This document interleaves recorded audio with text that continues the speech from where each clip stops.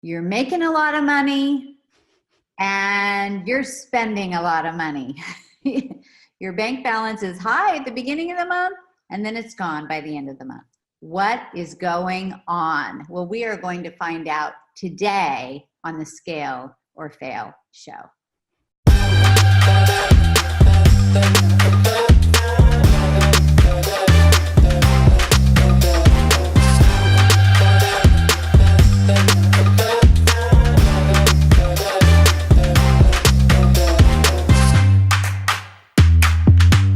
Welcome to the Scale or Fail show. I am Allison Maslan, your host. I am also a business growth mentor, and I love highlighting amazing business experts, advisors, so that you can make the path just a little bit easier, this crazy roller coaster we call business.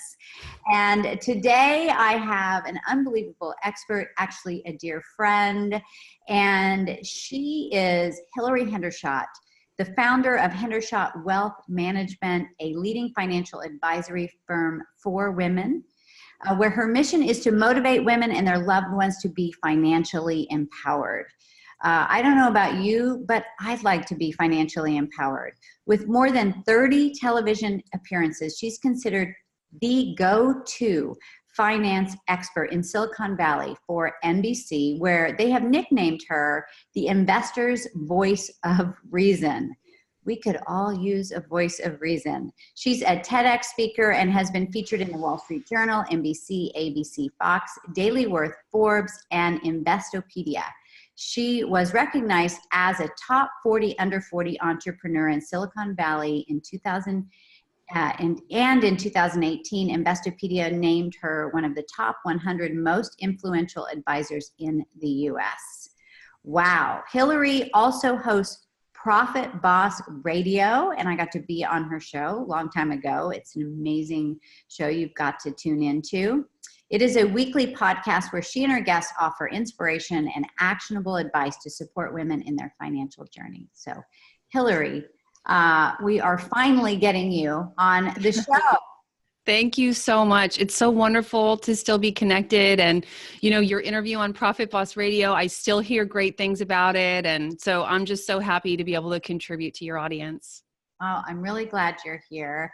And so you have really a unique, you hear financial advisors all of the time, but, and they give good advice. But what I feel really differentiates you, besides that you are super savvy, super smart, and just a straight shooter, you say it like it is, but you also really work with women on their mindset, not just what to invest.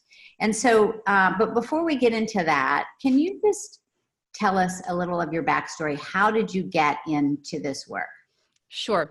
So it's kind of a three-part, and I'm going to do it super quick. We can dig into any piece that you like. But essentially, in my mid-20s, my father started mentoring me into his business, which was an independent financial planning firm. So I saw around me, his clients were in their 60s and 70s. We were helping them manage complex investment portfolios.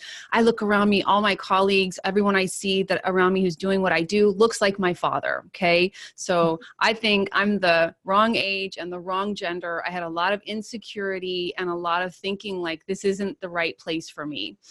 Mm-hmm. I was getting the picture though that financial planning really is about people. And at the same time, I started realizing, you know what, I'm good at the stock market. I'm good at this technical bit, but I actually have all this credit card debt that I can't seem to pay off. I can't quite figure it out. So I actually had kind of a rock bottom moment. I had to give up the BMW. I lost a condo. And I said to myself, this is not how it's going.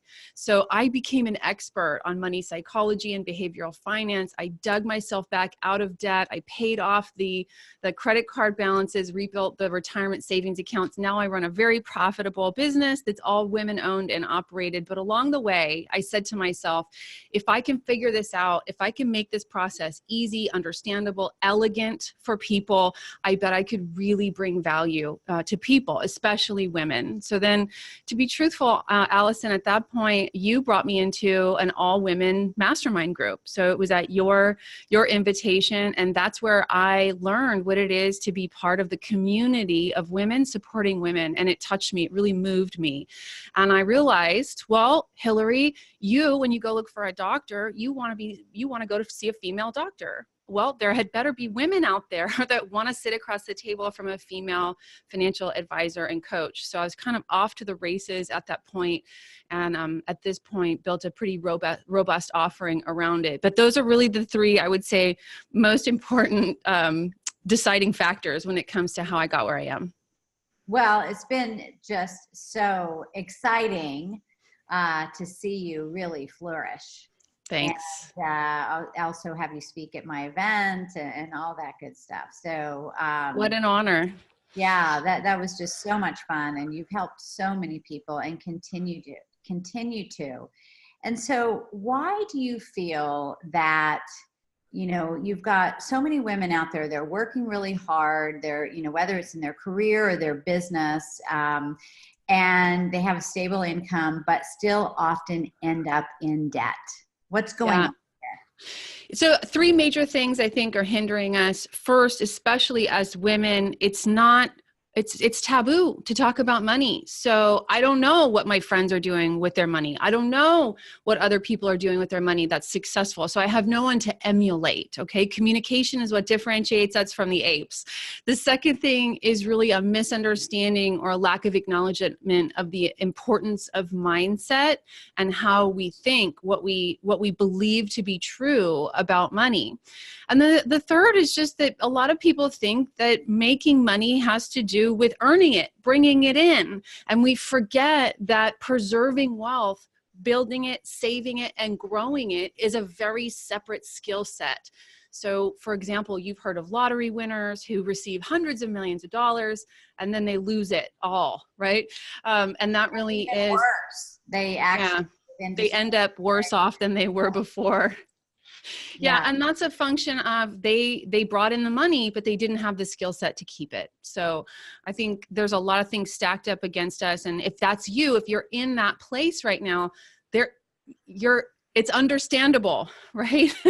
There's a number of factors stacked up against you, and so it's all right, and you can transform it. So what are the biggest roadblocks when this is happening and they're not effectively handling, saving, investing their money? What's going on? Well, life is expensive. We're all incentivized by ads and messages to spend a lot of money on maybe things that don't make a big difference. But honestly, spending money is okay as long as it's an investment in your future. I think that ultimately one of the biggest roadblocks is that a lack of understanding about money. So we say to ourselves, oh, I'm not good at math. And so therefore we just decide we're not going to take action in our financial life. We delegate it to our husband, or worse, our father, right? That as we're coming into our own, I say finances are the last frontier of feminism. It's like we're making strides in the boardroom, but even those executives, trust me, some of them are still broke because they're spending everything that's coming in. So it's time for you to start building up money in your own accounts that are in your name and getting insistent about keeping that money for yourself. Yeah, in my past marriage that I'm since divorced now, I've been with my husband for several years. But in that marriage, going through the divorce, I ended up with nothing. I mean, like zero. And I remember just feeling, Hilary, I will never be in this situation again. As bad as it was, like yours, it was a big wake-up call for me. And I thought, no matter what, I want a great relationship, but I want to be able to stand on my own, right? And have the finances and not worry about that again. And that really is a necessary step to achieving financial freedom, is making that decision to be financially free. And not every woman has to get to a moment where she says, never again. But it sounds like you had your moment, I had mine. And I was like, I'm never going to be in this position again. I have no choice. I have no dignity. I have no freedom. I have no, it's like, if you don't have enough money, there's so much in life that you can't do and can't be. So, it really is time for us to take it seriously, and money deserves attention and time and resources in your life. And it's just like anything. If you garden, if you sow the soil and take care of, nourish that area of your life, it will grow and take care of you. Yeah. Power of intention for sure. And so let's talk about the mindset a little bit.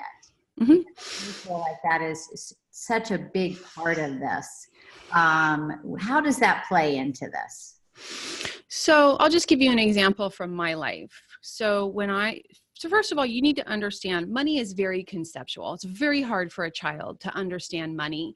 And what the neuropsychologists and money behavior experts already know is that for many of the areas of life that are most conceptual, your language or your beliefs rule the day. Beliefs exist in language, right? So you have a money operating system or a money mindset that you made up as a child. You decided, what is this weird thing called money that people keep talking about? My parents keep fighting about, my mom keeps crying about, right? Someone said to you something like, money doesn't grow on trees. And you decided there's never enough money. That was my story. Okay. My story is not the only story. There's other money operating systems, like money is the root of all evil, or there's always enough money. And, there's probably 10 common ones. And this was the subject of my TEDx talk, actually. And then that strongly held belief becomes a network of strongly held beliefs in your life. And so you're just going to manifest whatever that is to be true. So now counterintuitively, and this is where it gets a little kind of funny to look at, because when I believed that there was never enough money. Well, I graduated from college. I'm a recruiter in Silicon Valley in the height of the dot-com boom. So I'm making six figures almost instantly. Well, I'm making 120 and I'm spending 130. Right. And the reason I'm spending all that money is because when the money comes in, I got $6,000. My paycheck is $6,000. Right. Well, that's enough money. So now to manifest, there's not enough money. I have to spend it all. I can't save it. I can't keep it. I have to get rid of it, and fast, because this contradicts my strongly held belief. So the human brain doesn't like cognitive dissonance. And I know that that's it's frustrating or hard to understand, but that really is what overspenders do. Yeah. It is interesting. It's like we create the scenario that we believe to make ourselves true, That's right. Just like sabotage.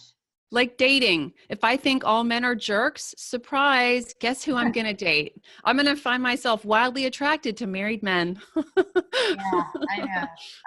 I had that too. Mine was, I'm going to be abandoned. Therefore, I would attract guys that were non-committal. So yeah, it's crazy what we do to ourselves, Yeah. But the key is then the awareness, right? And being aware of it. And I know this is what you help women do. And it's truly life-changing. And you have a step-by-step program that you help people to shift these thoughts, beliefs, behaviors. Can you talk about that a little bit? I do. So literally after I was done transforming my own financial life, I looked back and said, okay, how can I make this very simple, very understandable for people? And I came up with 7 steps. And what I say is that all these 7 steps are critical and necessary in order to achieve financial freedom, to have financial peace of mind. And any one of them dropped out can actually ruin the entire picture. So we actually already talked about the first step, and that's decide. So you really have to decide to be wealthy, to achieve financial freedom. And the second step is speak. So we did actually talk about Speak. That's your money operating system. What are you saying about money? We've all said or heard our friends say really destructive or disempowered things about money. The number one thing is, I can't afford that, right? If what you're saying when you say I can't afford that is money is more powerful than me, right? You get to take responsibility. You don't have to buy everything, but you can just say, I'm not going to buy that. I'm not interested in that. It's not coming out of my bank account and going to yours. Right. Right. But the Yeah. other thing is, if you really want it, and that's something you're really committed to, is like, wow, let me go figure out how I'm going to get the money for that. That's an empowered thing to say. You don't have to have the money today, but gosh, there are a million things you can do to make money, right? Yeah. And so it really is a mindset of being empowered about money. And for most people, we've never even looked at, what do we say about money? So take an inventory. What are you saying to yourself and other people about money? Most people don't talk much about money. So you're probably talking mostly to yourself and then your spouse. And hopefully you're not saying terrible things to your spouse about money. But unfortunately, a lot of couples do fight about money. Yeah. I think it is the number one topic that couples fight about. So yeah, I know. Yeah. And So that's one of the, sorry. that's a whole other, that would be a whole It other is. show. That's a whole It other is. show. We won't go down that road, but yeah, I think it's, all of those things are really crucial. And, our brain is wired for survival, right? So it's a tendency is to go there. So you really have to work on that, be aware of that, you know what I mean? And you probably have no idea how many times that you're going towards those, survival or poverty consciousness. Yeah, even in my own business right now, I just surpassed 7 figures in revenue, and I told a colleague of mine, that's all that's possible. I'm done. I have a strongly held belief that bringing more in means me working harder. And as you know, Allison, my daughter has a chronic illness right now, and so there's just a lot happening in my life. I'm not willing to give more time. And that person said to me, "Are you sure? Are you sure more money means more work?" And it's like, oh, well, I guess that doesn't necessarily have to be true. I don't have to do all the work, right? Yeah. So yeah, we all have thoughts about how big it can be, how much we can earn. And ultimately, especially if you're an entrepreneur, the world is your oyster. Look at Richard Branson, right? He makes 1 million times more than me, but he doesn't work 1 million times more than me. Oh no. No. And I got an opportunity to talk with him, and oh my gosh, that was such a gift. Such a gift. What an incredible guy. Well, I knew you would associate yourself with people like him. You're just so right there. That's who you are in my mind. Well, thank you. That definitely is a compliment. So, well, what does it look like when women really do make the shifts around money, when they really put the time and energy into saying, okay, enough is enough. I'm going to make a change here. What have you seen? Let me give you a couple examples from clients that I've worked with. Okay. So the first one, and all these names have been changed to protect the innocent, to protect people's security. But so let's say Danica. Now when she came into my program, she was earning about $400,000 a year as a real estate agent here in Silicon Valley. So that's a big number. But now Danica had a story about herself and surviving a divorce. Okay. She had been through a terrible divorce that left her with $300,000 of credit card debt. And she had created this story about herself with her friends and colleagues of being this mother who was a survivor, and she was always surviving this divorce. She literally lived in free living situations on people's couches and in someone's in-law cottage for 10 years with her high school age children. So she's an absolute hero. Okay. And when she came into the program, what I pointed out to her is, Danica, you're actually living in something that happened 10 years ago. And yes, you're a survivor, and that's better than having let this kill you off. But the survivor is always 10 feet from the summit. You can never reach your goals as long as this is your narrative about who you are in the world. And she got it. The light bulb went on. She went around to all of her friends and family and said, she even named herself Danica 1.0 and Danica 2.0. She said, say goodbye to 1.0 because I know I am now Danica 2.0. And she said, I am going to win the money game. I'm committed to peace of mind. I'm committed to taking care of myself and then others. I'm not committed to being in debt to the IRS anymore, right? So it really, for her, it all started with the second step, which is speak, right? What is she saying about herself and money? And, we dug into her finances, helped her identify what her overhead is. We helped her plan for her upcoming commission. So we had a dashboard for her to show her what money was coming in. We insisted that she save money for her tax bill. We had her paying estimated quarterlies. She funded a $90,000 curveball account, an emergency savings during the program, that she used to come into our meetings, our mastermind groups, and she would dance in. She goes, ladies, I don't even have time to be here. She goes, it's a Saturday. I got 4 open houses. She said, I have more listings than I know what to do with. And it all started as soon as she started transforming who she was in people's listening, right? So she ended the program with almost $900,000 in income. And Wow. that really is all just out of transforming who she was for herself and other people, because the money just started flowing in, right? Wow. That's incredible. I love Yeah. it. I It love was it. a great story. And then I'll tell you a story about a couple of engineers who was, they had $400,000 in income and $300,000 in credit card debt. Okay. So now this touches on the couples issue that you and I kind of touched on, which is that people who are married argue about money a lot. Yeah. And, they were saving in their retirement savings accounts, but every month they would just pay off the credit cards, pay off a certain amount. And then next month they would have the debt right back again. And so what we did with them was we looked at, well, what the heck is going on here? And when it got right down to it, it turns out he actually had some artistic talents that he felt were not being self-expressed. And so he was buying photography equipment, musical equipment to actualize this part of his being, right? And every time she saw him spend, she got resentful and she would tighten her own belt, but she couldn't tighten it enough. And when she said to him, stop buying all this stuff, all he heard her say was, I don't want you to be a fully expressed human being, right? Wow. It was a miscommunication. So we got them on the same page and we showed him that he can have everything he wants if he just waits, right? You can't buy it every month. How about every 3 months, right? But we gave them a spending plan. And by the end of the program, they both said, first of all, they had paid off $77,000 in credit card debt in just 7 months. And they both said to me, our marriage is better. We're on track to save for the kids, for their son's college. They said this is more transformational than we knew it could be. And it really is just going through these 7 steps to wealth. There's no magic. We just go through all the 7 steps with people. Yeah, it's such a gift though. It really is a gift. Isn't it crazy that money is such a massive part of our life, but there really is no money education in school? It makes 0 sense. Public education. I think that's a whole That's a whole book. Yeah, it is. Yeah. So where can someone start? I mean, besides doing your program, we're going to give people information on that. But what would be the first, couple steps that people could do right now? Mm-hmm. Well, at the end of this conversation, I'll offer a link to a white paper they could read about the program. You can go listen to episode 77 of Profit Boss Radio, which is called The 7 Steps to Wealth. So you can go through all these 7 steps in detail.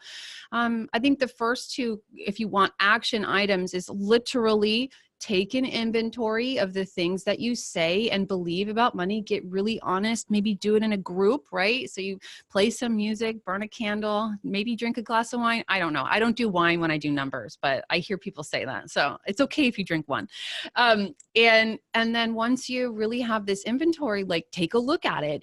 Is that what you want to manifest in your financial life? Are you committed to that reality? And if not, then at least not draw a picture, but create your new story. And I'm not saying that just simply stating that out loud one time is going to make the difference, but it will at least get you to the point where you're honest about what's been going on and you have a vision, a goal in mind, right? And then the second step, I would say, is very, very practical. Literally download your last 90 days of bank statements, take a look at what you're actually spending on, and begin to assess, is this aligned with my values? Is this what I'm committed to? Oh, if you're a business owner, please make sure you have a separate business account. Yeah. Your business revenue flows into a separate account. And then as soon as possible, as you get up and running, you're earning high income as a business owner, you're creating consistent income in your personal account. You've got to protect your mind space. You need to have a very consistent personal financial life. Yeah.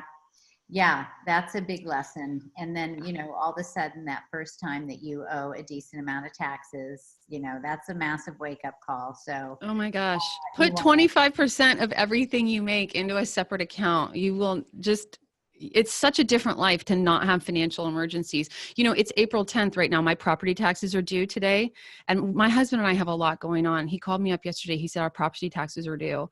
And I was able to write an $11,000 check just because we've been planning for that. You know what I mean? Yeah. And in the past, that would have been a showstopper for me. So yeah, that's, and it isn't like you're saying, it really is about planning. It isn't necessarily working harder.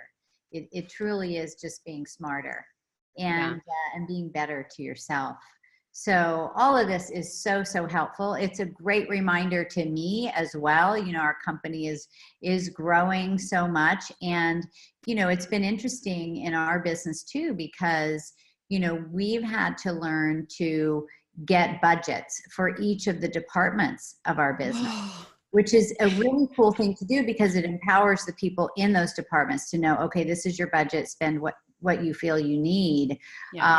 But also really tracking expenses in your business. We talk about this with our clients all the time, because even if you're doing well, if you don't watch it even for a month or two, man, it can just, it goes so fast. I know. What we do is we compare it to what we've been doing is comparing like this month to the month, the year before, the same month, and then the couple months before on expenses, so that you really can try to get a handle on them. Some businesses are seasonal. So you're going to have predictable ups and downs in terms of maybe it's January or summer or the holidays where you do a lot of business. And so, if you track that year over year, you're going to be able to predict that and plan for it, and also not be upset if you have down months and it's like, oh no, these are actually our seasonal months. You could take a vacation that month instead of sitting and worrying what's wrong with your sales and marketing. Yeah. Yes. We've all been there. Yeah. So, well, this is fantastic. So let's give some links. You mentioned a white paper. So where we'll get that. Great. So what we did was we wrote a very detailed white paper about the results of last year's 50K Wealth Multiplier program. You can get a lot of actionable steps from this white paper. Head over to 50kwealthmultiplier.com. So the number 50 and then wealthmultiplier.com. The white paper is there right at the top. And then if you want to apply to be part of this year's one cohort of the coaching program, the application is right there on that page as well. Fantastic. I love it. And is there a website people can go to and just read more about you? Yeah, it's just hilaryhendershott.com, and Hilary has one L and Hendershott has two T's. Perfect. Well, this is great. It's been wonderful hanging out with you, Hilary. You are just, definitely creating your own trail here, and so needed. So thank you for the work that you're doing. And I can't wait for everybody to learn more about you and download the paper, do your program, and get their wealth in order. Awesome. So, thanks, Allison. Abundant. All right. Thank you all for being with us today on the Scale or Fail show. And if you are watching this, you can also listen to the audio on iTunes. We are on all platforms where they host podcasts. Until next time, get out there and elevate yourself, because you are worth it. Bye, everybody. Bye-bye.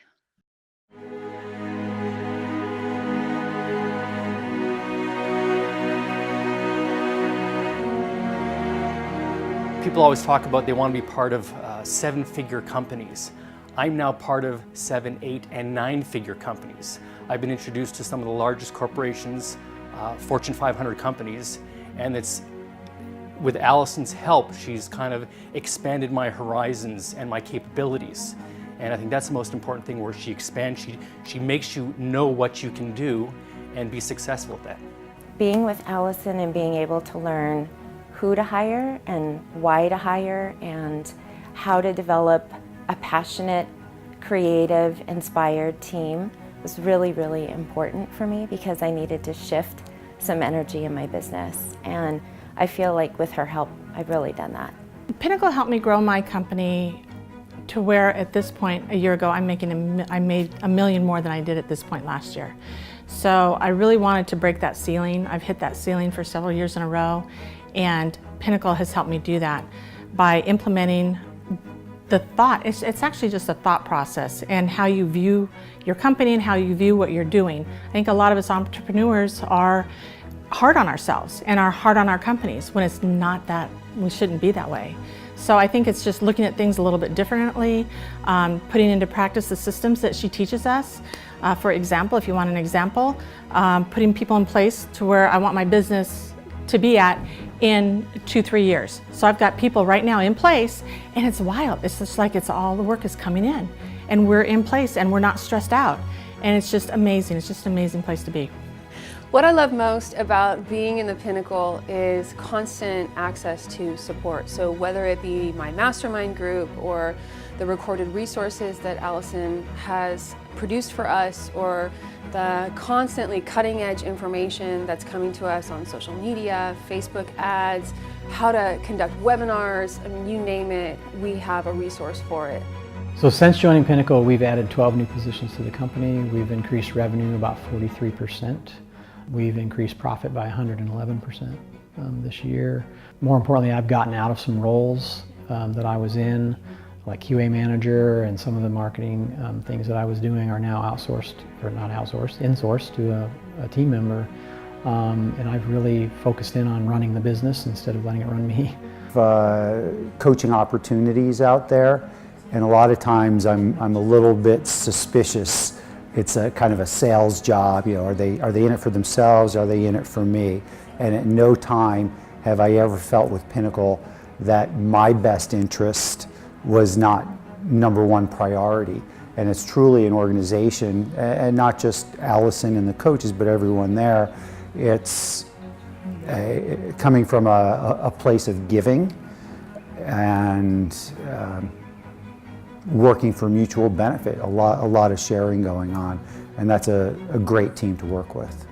Right off the bat, I laid a foundation for my coaching practice, and I increased my prices, and within 1 week I had signed 2 high-paying clients that had basically paid for my coaching program with Allison, and since then my income has doubled every single month.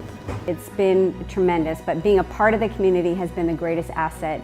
I've been so fortunate and blessed to befriend so many other amazing entrepreneurs who I learn from on a regular basis, who always have my back, like-minded people that I surround myself with, and the environment is so positive. I just cannot speak highly enough of it, and I am always compelled to share it with everyone I know. I feel it is the biggest gift to introduce and share this opportunity to connect with this kind of community with everybody that I know.